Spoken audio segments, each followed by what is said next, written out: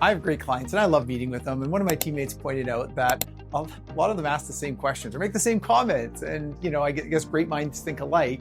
So I'm going to talk about the things I'm hearing the most of right now.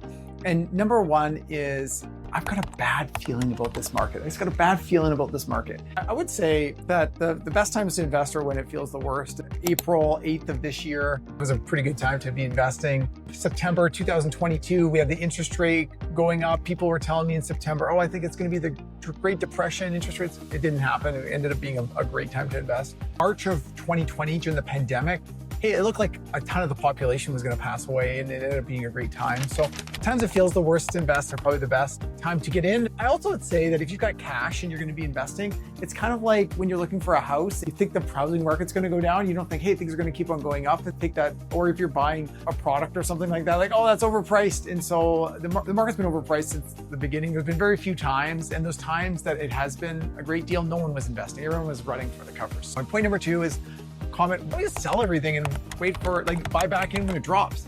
Number one, how do we know it's going to drop? I know. Okay, so what information do you have that the market doesn't have?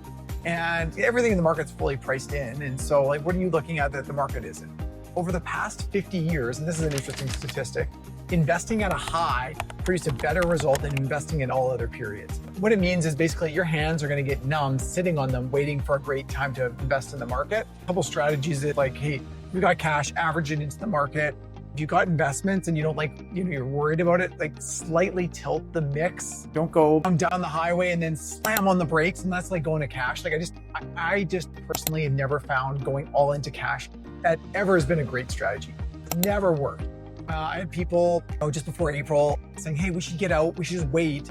And, I said hey, let's stick to our plan. It went down. They said, hey, I told you so. And it's yeah, no, I get it. Short term, you're right. Market came back up, looked like a dead cat bounce, kept on going up. And then, so those people that did sell, maybe it did go down a little bit further, but then they never got back in and they're sitting in cash. So point number three is, I don't like what's going on down there or here. So something's wrong, and it's going to take years to fix, right? It's not just now, it's going to be decades to fix.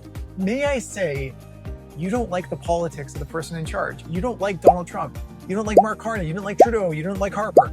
You don't like them. And so that's bleeding into your feeling about the economy and everything else. Politics and investing don't influence each other. And I would say a foolhardy strategy would be to go all in when your party's in power and then go all out when your party's not in power. You're not liking who that person is. That is not going to be related to the stock market. Markets have done well in both parties. Markets have done poorly in both parties. This person is not any worse than anyone else we've ever seen before. So I just want to point that out. I hope you like that. Have a great day.